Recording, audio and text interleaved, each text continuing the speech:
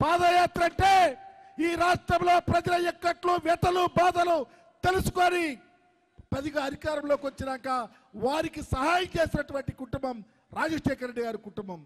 పాదయాత్ర అంటే కొంత దూరం నడిచి మళ్ళీ బస్సు ఎక్కెళ్ళి ఇంకొక ఊర్లో ఉండి ఎద్దులాగా తిని పడుకొని పొద్దున్నే లేచి మమ్మల్ని తిట్టాక పాదయాత్ర కాదయా.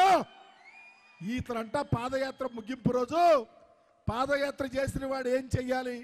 నిజంగా రాజశేఖర రెడ్డి గారి కుటుంబంలో రాజశేఖర రెడ్డి గారి లాగా జగన్మోహన్ రెడ్డి గారి లాగా ప్రాబ్లమ్స్ తెలుసుకొని పరిపాలన చేయాలి. ఈ ముండా ఇతనంట పాదయాత్రలో ఒక ఎర్ర పుస్తకం తెచ్చాడంట. ఈ ఎర్ర పుస్తకం ఎవడేం చేస్తుందయ్యా? నువ్వు ముఖ్యమంత్రి అవ్వాలా? అవ్వలేవు కదా, మీ బాబు అవ్వలేడు కదా.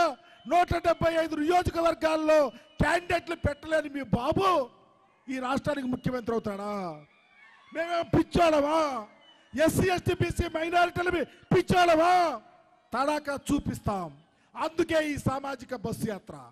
నేనేమని చెప్తా ఉన్నానంటే, ఈ మంగళగిరిలో ఉద్దండులు ఉన్నటువంటి ప్రాంతం, బీసీల మయం, ఎస్సీ ఎస్టీ బీసీ మైనారిటీల మయం.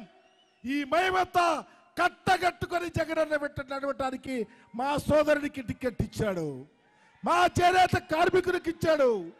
అహో చేనేత కార్మికులారా, ఎస్సీ ఎస్టీ బీసీ మైనారిటీలారా, జగనన్నను ప్రోగో చేసే ఉన్నత కులాల్లో ఉన్న పేదవారులారా, మీ అందరి అండా దండ మా అన్నకు కావాలా?